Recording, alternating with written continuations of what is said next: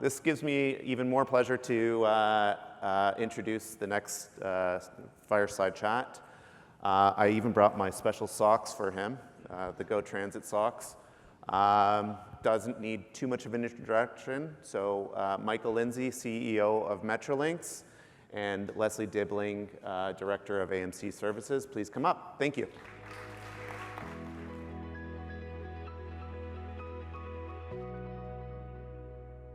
Cool socks, buddy. Thank you. Thank you. Thank you. Thank you. Thank you. Yeah. All right. I'm just going to look at you. There's way too many people in this room. Good morning, everyone. Yeah, good morning. Thanks for having us. Michael, thanks for joining us. It's a privilege, honestly. I hope to be worthy of the folks who are in this room. So thank you for taking the time to listen to us both. Perfect. And welcome, everybody, to TRACCS. Today, we're just going to have a good conversation around leadership, safety, all the things that we are talking about at TRACCS. So when we look at your leadership and the significant expansion of infrastructure in the province, this conversation is particularly timely, and how we're shaping collaboration and resilience on our projects. Your leadership at Metrolinx was really focused on strong collaboration with partners and suppliers, our attendees today. How is this approach shaping the Ontario line to build better collaboration and resiliency? Big question. And let me start by saying my leadership, my personal leadership, is the smallest part of it. I feel very honored to be in a room full of people, both from the Metrolinx team and from industry partners, that are actually doing the thing, out there collaborating every day. Andrew's presentation was fantastic. I do like to start any of these sessions by just reminding us collectively of what it is we're actually doing, yeah? So we are building the largest expansion and modernization of a commuter rail network anywhere in the world. Anywhere in the world. We are building out,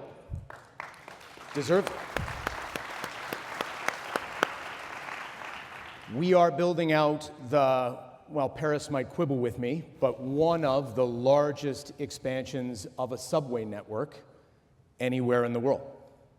Simultaneously, we move 300,000 people a day through Go Transit services. We are the only commuter rail network in North America, Boston is a close second, that has not only recovered its pre-COVID ridership, but in fact has exceeded it to 110%. And all of this construction, as the World Cup is showing us, is not only complex on its face to do, but we're doing it while trying to continue to surge Go services on our network. And as if that wasn't enough, we're also running the largest payments platform, I think, of almost any transit agency anywhere in the world. The scale of what we are trying to do together, actually, on its face, is flatly unreasonable. And being sure that we manage capacity of not only the skilled trades that we need and the workers that we need and the operators that we need, but also the designers, the engineer, the construction leaders, anybody who does testing and commissioning, keeps me up every night, because that's the scale of our ambition. Now, to your question, Leslie. We have, I think, learned and tried to apply a lot of the lessons that even Andrew was just talking about, based on the experience that we had with projects like the Eglinton Crosstown and the Finch West LRT. Although, for what it's worth, if you'll permit me, Eglinton is running 95% on time, moves 75,000 people a day. Finch is now running almost 90% on time, moves 25,000 people a day. Both of those projects, the round-trip travel time associated with them, has gotten more than 15% better since the first day of service, right? So again, I think rightly we should introspect, but we should also celebrate success. So I carry around with me a couple of lessons learned from Eglinton that represent failure modes that both I and the Metrolinx team try to avoid. If we force integrated consortia to give us a fixed price on 30% design, where designers have been forced to make assumptions about the true conditions of the project, we will not succeed. And so we've changed the way in which we think, right? About the design phase of these partnerships, getting contractors involved to identify risks of constructability. Ontario led that charge, and we have watched that change to P3 models federate across North America. If we have teams that lose sight of completion and start focusing on claims, we are not going to succeed. The reason Eglinton was finally pressed into service was because whether the issue was vehicles, systems, brake pads, everybody put aside the legal claims that they had and co-invested in finding solutions to make performance be what it needed to be for revenue service demonstration. And then we settled the things that had to be settled from a claims perspective. There was far too much in this jurisdiction, ultimately, of ginning up, if I could put it this way, legal briefs, as opposed to thinking about solutions. If we reinvent technical standards and specifications every time we do a project, we are not going to succeed. Andrew told you about European jurisdictions. One of the things that they've got, which I aspire for us to have, and TRACCS is a huge, huge part of this, is real interoperable, fungible standards for rail projects. It's a joke that I have. There are many design consultants in the room right now, that when I arrived at Metrolinx, I found that every single design advisory firm in the country played a role on every one of my jobs. They were either the technical advisor, or the delivery partner, or the lender's technical advisor, or advising the City of Toronto on permitting. This jurisdiction struggles with getting through design and regulatory approvals and permitting with the speed that it should. And a big, big part of that is because we keep having 7, 8 parties reinventing things all the time, and we're working on that right now. Last answer, because you've permitted a bit of a monologue. We need the right kinds of partners. I am a big believer that any contract model can work with the right people. There won't be a change in respect of the direction of travel, of heading more towards alliancing and progressive development and design build types of mechanisms. But I think we all need to pause and realize that when you have the right people, that's what makes the difference. And in particular, the lesson that I internalize is that for a long time, I think Metrolinx as an agency had a theory of the case, and that theory is that we needed to go around the world and find every third-party consultant and expert that we could to deploy against our projects to lead them. I think that was wrong thinking. I think we've got a lot of incredible, exceptional leaders in this jurisdiction that need to be empowered to make decisions. And for what it's worth, they're not always railroaders. 2 of the best jobs I've got going on right now are the Union Station expansion project, led by Marcia Mendrano, and the Hazel McCallion LRT, with Megan Mullen leading. Megan and Marcia are just excellent collaborators and problem solvers. So you can count on me to continue to try not only to put those people in the right place, but to also demand from our project co's the same sort of talent. And I try to stay to the best of my ability out of the way of those teams as they perform. Does the thumbnail of an answer to your question, Leslie? Yeah. There's so much to unpack there. When we look at that and we have a conversation, I think, given my background, 19 years in construction, and we look at leadership and collaboration and communication and really looking at this whole public-private sector, how we're working together, and you've really consistently emphasized clear communication and really prioritizing that into operational resilience and practice. What does that balance look like? Look, I think that my instinct is that there's almost no limit to what is helpful communication on behalf of an agency like Metrolinx. Mm-hmm. Both in respect of calling attention to the formidable nature of what it is we're trying to do, but also the challenges of what we're trying to do and what goes right and what goes wrong. What we are doing is massively disruptive for our city and our region, yeah? Like the joke that I use is effectively we're doing open heart surgery on a patient that's awake on the table, yeah? Yeah. When we look at a live rail network, such as Metrolinx, where maintenance, construction crews are in close proximity, active passenger services, how does Metrolinx balance the prioritization of worker safety with the delivery of timely, accurate, transparent information?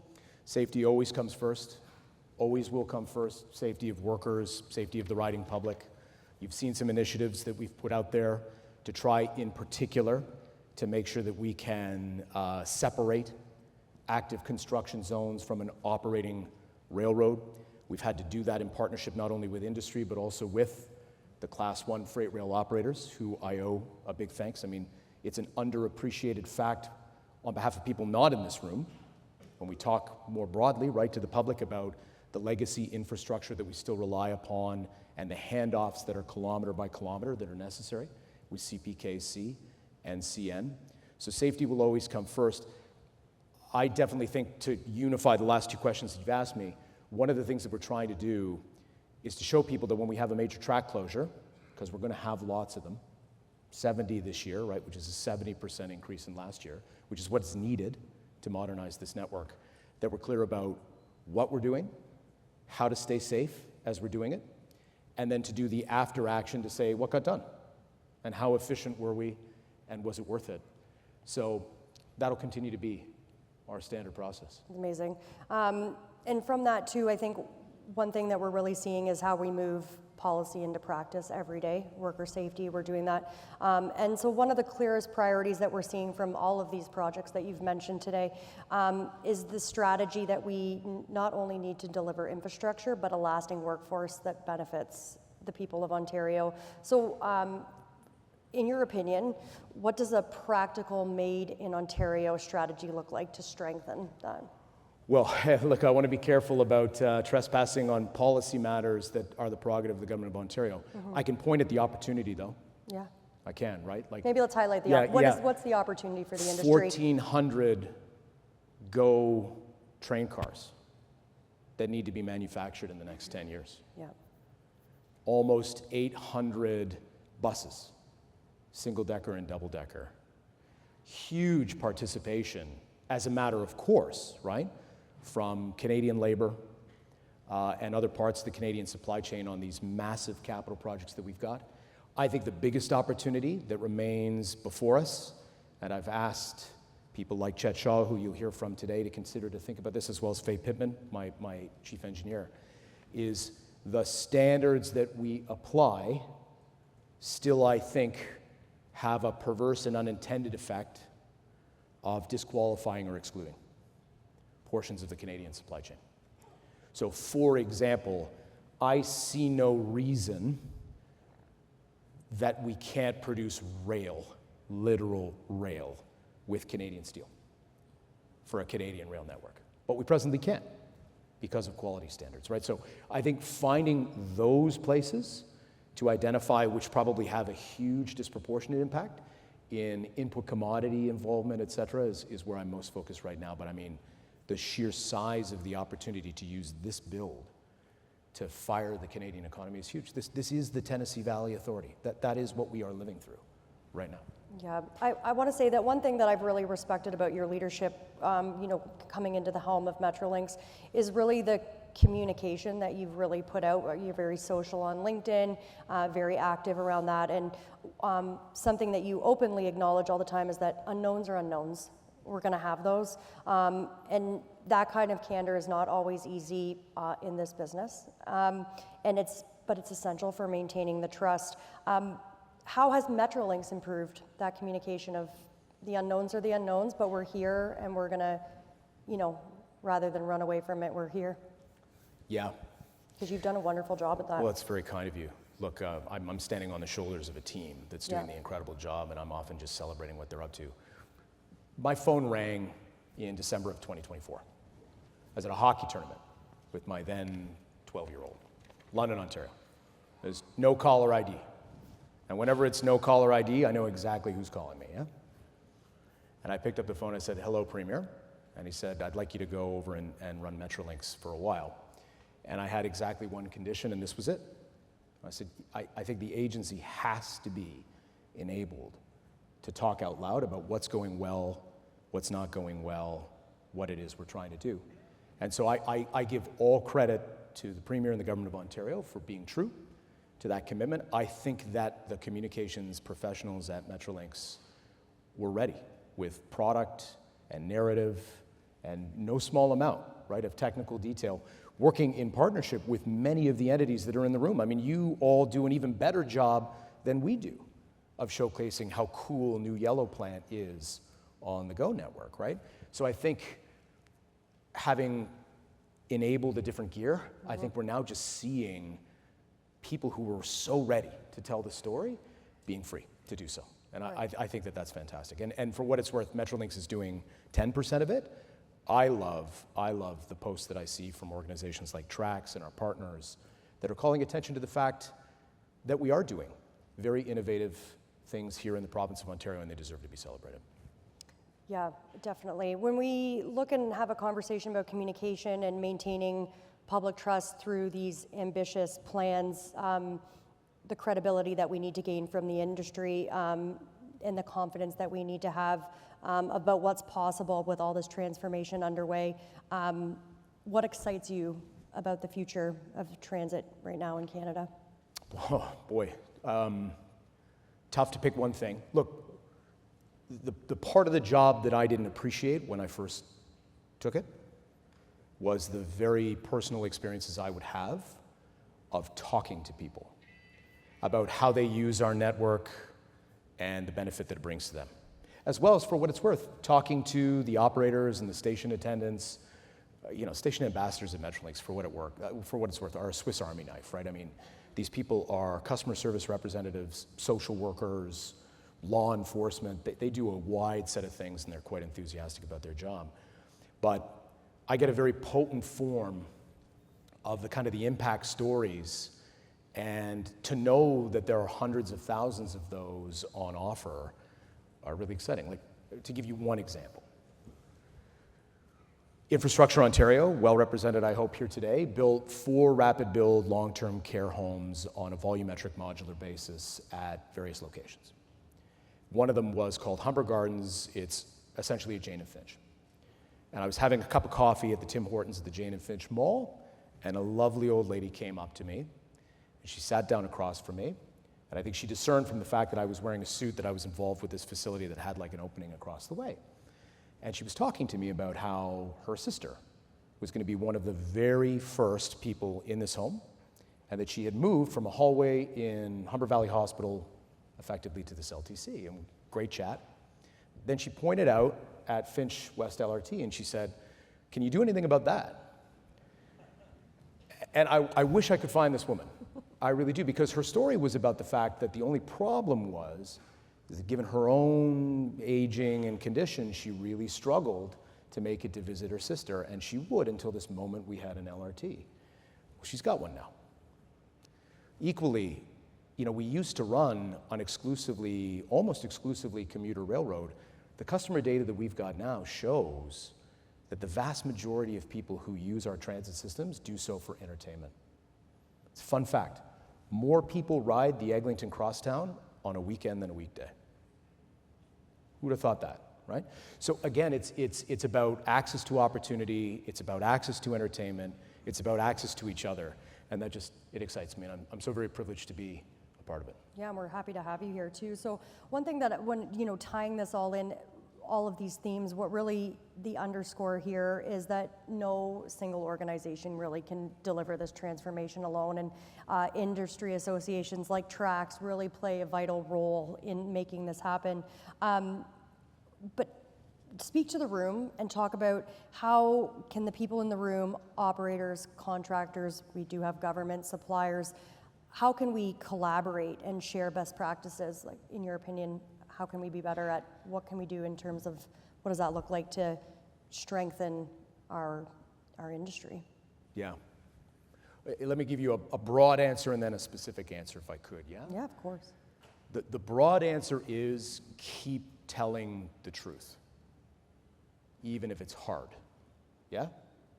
Because I promise you that I'm trying to do that on our side of the ledger. And if we are running into capacity constraints, be they related to skilled tradespeople who do construction or people who are available to maintain our system, it's important that we face up honestly to some of those limitations as opposed to continuing to embrace collectively an optimism bias that just imagines that they will go away. I do think that one of the lessons of the last 10 years is that there was an insufficient amount of truth, bidirectionally, right? Being told by the contracting authority to its partners and vice versa. And that includes, there are lots of excellent unsolicited proposals that come in. I want to hear them all. I understand the economics of trying to sell business for a private sector company. But if you could do me the favor of making sure that that comes with an honest statement of what some of the key challenges and enablers would need to be resolved in order to do it, please, because that's important. We've got a good plan and we need to be careful, right, about how much ambiguity we put in it. The specific ask, I think, would be about the partnerships that you form. Because I can do the best on my side, putting empowered people in the right roles, making sure that they can make decisions, eliminating thousands of consultants that otherwise just diffuse that accountability as I'm trying to do. But if the partnership on the other side of the table between designers and builders and operators and systems providers and maintainers just replicates some of the commercial dimensions of what we've been trying to avoid through new models, then we're sunk. It's a thing that I say out loud a lot because I want you to hear me. Like, I think I'm done with collaborative behavioral assessments, right? Somebody sitting in a room watching human beings interact and scoring them on a rubric is no surrogate for you all coming to me and saying, actually, this partnership is built to succeed, and to prove it to you, we want to take you to Bilbao or Trondheim or wherever. So that's the direction that I'm moving in, but I need to know that various industry partners, as they securitize against one another or think about their own commercial partnerships, are embracing that same logic. Where would you feel that it would be appropriate, a general tone that we hear in the industry is, this is the way we've always done it? What's the danger of continuing that narrative? The danger as I see it, and look, this is an editorial opinion from me.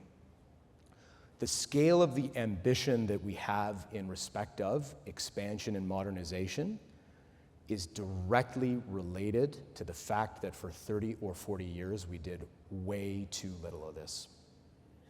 Way too little of this. The other reason European jurisdictions are successful is because they have habituated themselves to continual construction and the progressive entry into service of their lines, as opposed to waiting, right, for an entire 20-kilometer alignment with an OMSF to be ready to go. So the way that we have always done things is not suited to this moment, given what it is we're trying to do. It's not me trying to disparage any of the partnerships that have delivered incredible things over the past 30 years, but I think it's important we face up to the fact that we've got to be open-minded about the way that we're trying to do it. And that starts with, it's important that I leave you with this message, starts with us, right? It was a hard thing to do, to think about turning our face away from 25 years of world-leading delivery through P3 models. But it was the right thing to do, right? And we need to kind of continue to embrace that logic.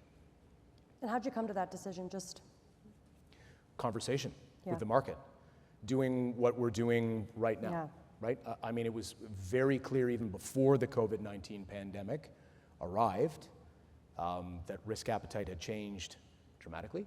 And by the way, I try to make sure that I communicate directly to elected officials the why, right? Nobody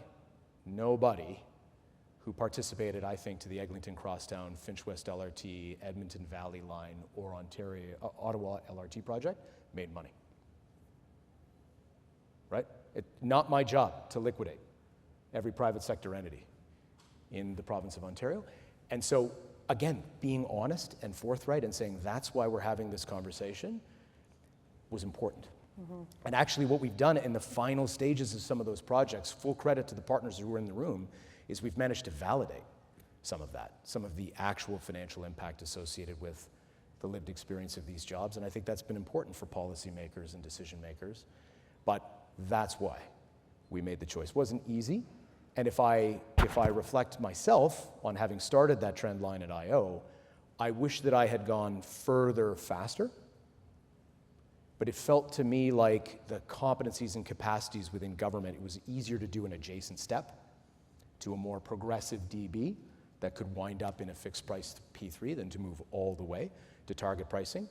We've just continued to find our footing as we've gone. So please keep up the feedback. It's the thing that causes these kinds of evolutions to occur. And the reason we're sitting in this room with TRACCS, and one of the missions of TRACCS is really looking at that standardization, harmonization, everybody playing, from the same book. What does that look like for, the industry as a whole in terms of all of this collaboration, public, private, people understanding, provincial, federal contractors? What does it look like in terms of really trying to look at one area where we can all just work from the same place? It's a really perceptive question. I think there's a tendency, and understandably so, to think about the projects we're delivering as major civil infrastructure projects. Right? Like, even if you think about all the things we're celebrating for the Ontario line right now, they're great.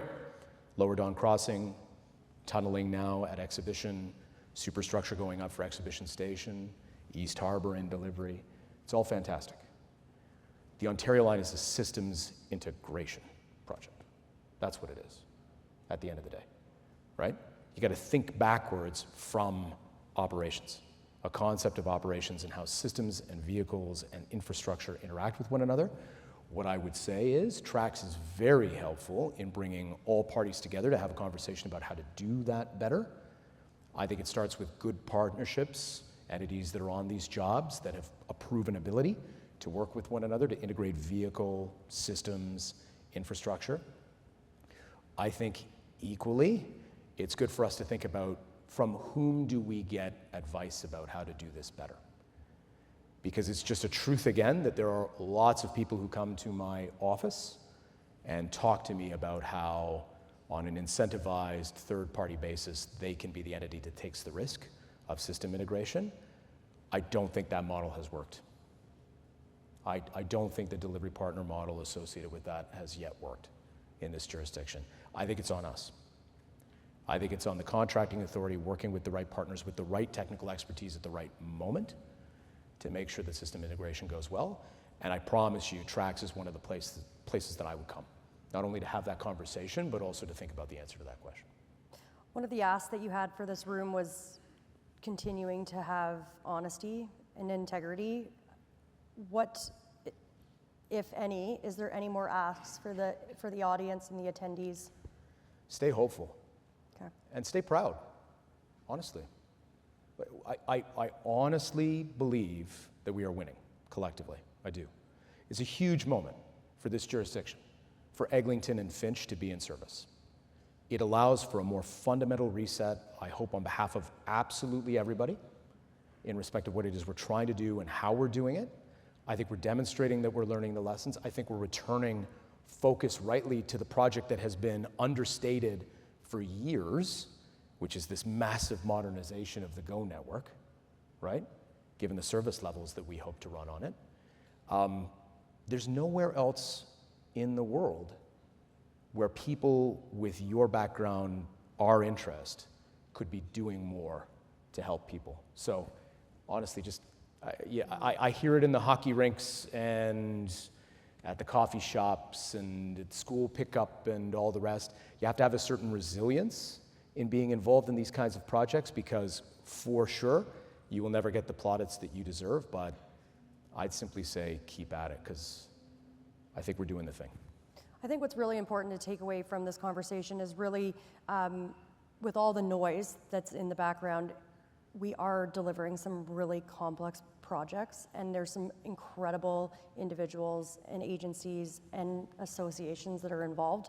And I think we don't, as an industry, give ourselves enough credit to really focus on the wins. I would say that's right. Yeah. Look, I mean, putting it in context often helps, right? A fixture of the skyline of the city of Toronto for the last 100 and whatever years has been the Broadview Avenue, the bridge that crosses the Don River on Bloor, the Bloor Viaduct, as it's known. I think its actual name is the Prince Edward Bridge.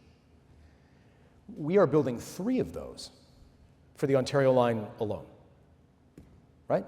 Like, that is the rapidity of the build-out of the city that we live in. And for what it's worth, a city that needs it. There's no vanity associated with this. There isn't a major sporting event that has prompted this to be the case. This is a generational investment in a city that needs good transit, deserves good transit, and I think we're giving it to them. So my thanks to you all, honestly. Keep at it. And trust me when I say I certainly see the contributions of our partners. You make us much, much better than we ever could be. I think what's really exciting, and I'm so grateful for the time that you've spent here today, and I think spending months planning this event and having you here, I think what we need to remember is these projects are intense, they're fast, they're busy, there's a lot of moving parts, but we're creating something great, and I think we can't do it alone, we can't do it in isolation. And I really appreciate the leadership that you've brought, and I'm very excited that Metrolinx is now joining with TRACCS and being a part of the day.